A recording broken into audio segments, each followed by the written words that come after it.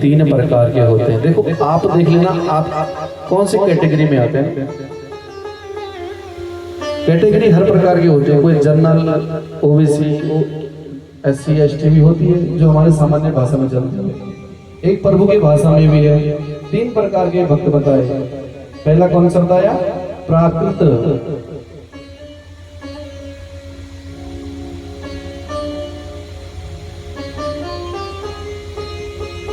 प्राकृत भक्त वो होता है जो सिर्फ मंदिर में ही भगवान को मानता है कि मंदिर में ही भगवान है। दूसरा बताया मध्यम। दूसरी कैटेगरी क्या बताई? मध्यम।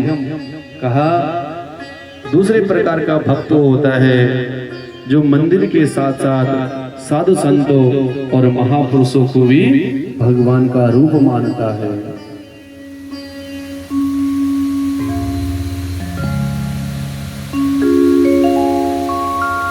जो साधु संतों के साथ महान पुरुषों को भी भगवान मानता है।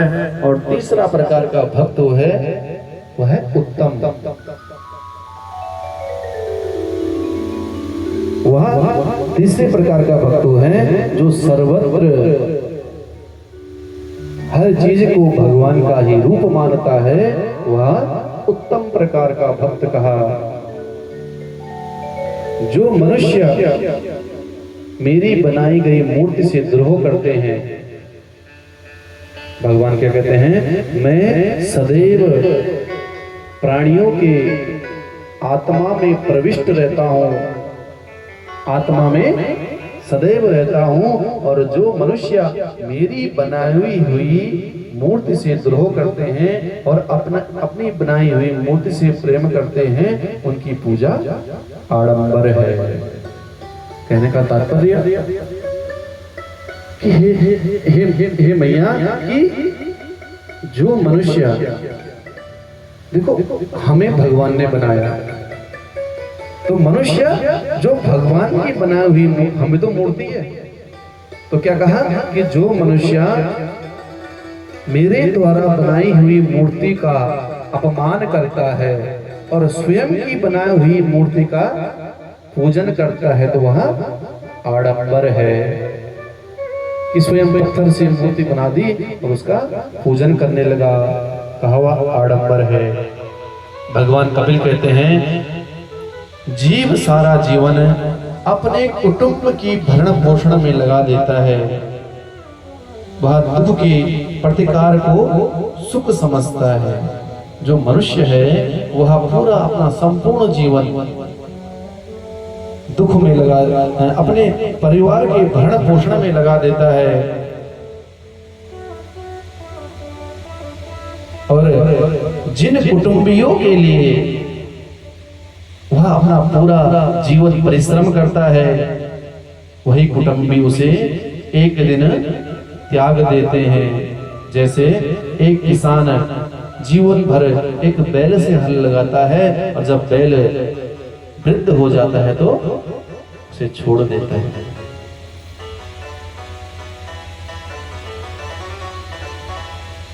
एक कथा याद आती है कि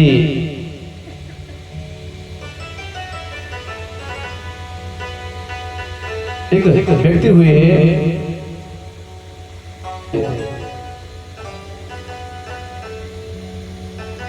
दुकान चलाते थे और अपने जीवन का भरण पोषण करते थे।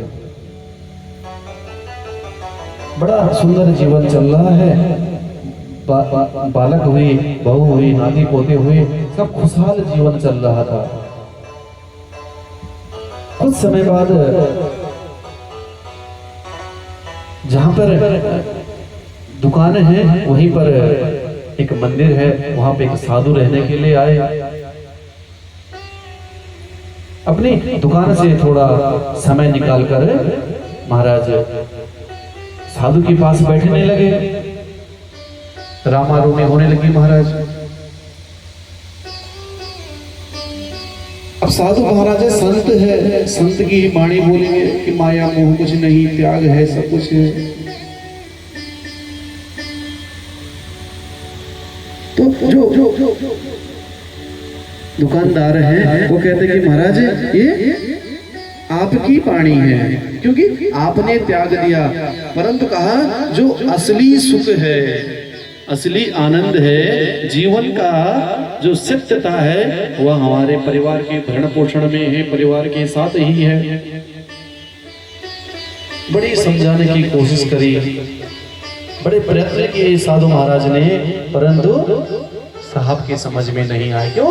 परिवार की माया में। क्योंकि जैसे घर जाते अपनी दुकान को बढ़ाकर घर पे जाते तो बहू पानी का गिलास नहीं चाहिए, यही तो सुख है का।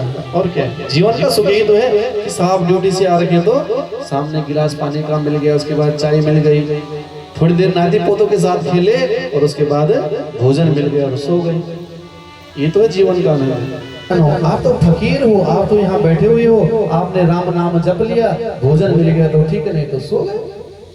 परंतु हमारा जीवन देखो, हम दिन भर मेहनत करते हैं और सांझ को घर जाते हैं तो बड़े आनंद के साथ रहते हैं। साधु महाराज ने बड़ा प्रयत्न किया समझाने के, पर महाराज जी नहीं समझे। साधु महाराज ने कहा कि अगर आपको सत्य का ज्ञान लेना है तो आप 15 दिन मेरे पास आओ, एक समय बांध लेना, आपने इस समय के इस समय बीच में मेरे आश्रम में आना है, मैं आपको सत्य का ज्ञान करा दूंगा। क्रिया बना दी कि मुझे शाम को 4 से 5 बजे के बीच में महाराज जी के पास जाना है। प्रतिदिन जाने लगे मंदिर में। तो जो साधु महाराज थे वह योग के ज्ञाता थे, उन्होंने योग का अभ्यास किया था। साहब को योग सिखाया, 15 दिन योग सिखाया, कुछ नहीं करा, योग सिखाया।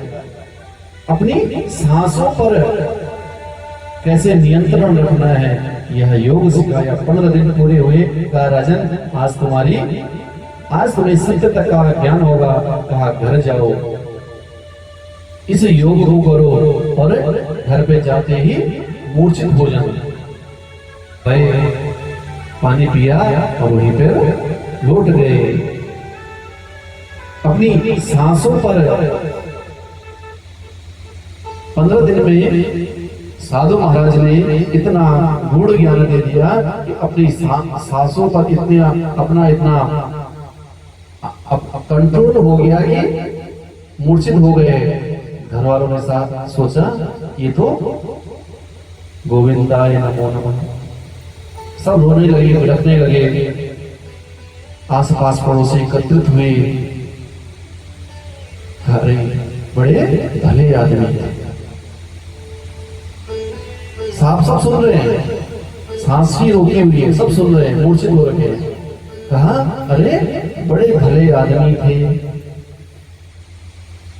चलो इनका जीवन इतना ही था, अब इनके अंतिम संस्कार की तैयारी की जाए। धर्मपत्नी रोने लगी, बिलखने लगी।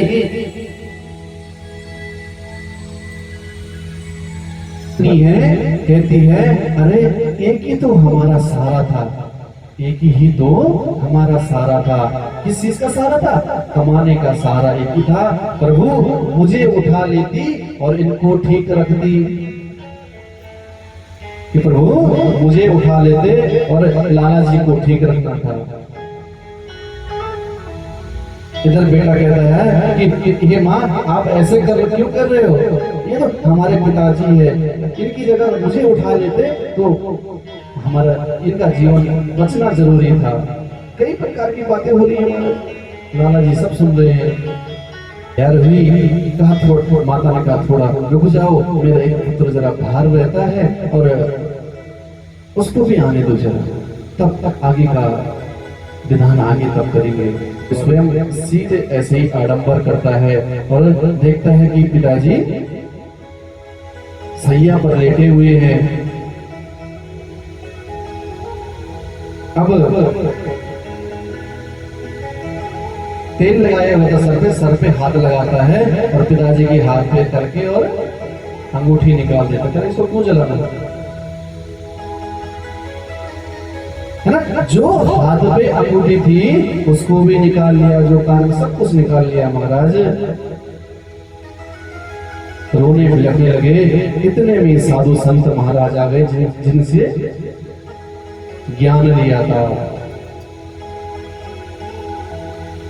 सभी साधु को देखने लगे। कहा महाराज आप कौन हैं? कहा कि मैं यही मंदिर में पास में रहता हूँ, मैंने सुना लाला जी चले गए तो मुझे बड़ा दुख हुआ, इसीलिए मैं दर्शन के लिए आया हूँ। लाला जी को उठाने की तैयार हुई। कहा रुको रुको, मेरे पास एक मंत्र है, मेरे पास एक मंत्र है लाला जी को जीवित करने के लिए। सभी बड़े प्रसन्न हुए। हाँ ये तो बड़ी अच्छी बात है। एक लोटे में जल लिया, उसको अभिमंत्रित किया, लाला जी के ऊपर घुमाया और कहा कि जो इस जल को पिएगा उसकी मृत्यु हो जाएगी और लाला जी जीवित हो जाएंगे। बोलो बांके बिहारी लाल की। सर्वप्रथम उस जल को धर्मपत्नी के हाथ में दिया गया। तो धर्मपत्नी जी पीछे को हट गई। महाराज अरे अरे मैंने कुछ देखा ही नहीं, अभी मेरी उम्र क्या है? जो धर्मपत्नी अभी तक कह रही थी कि लाला जी ठीक ठाक रहते और मुझे कुछ हो जाता, वही धर्मपत्नी के अरे महाराज मैंने तो कुछ देखा ही नहीं अभी तक।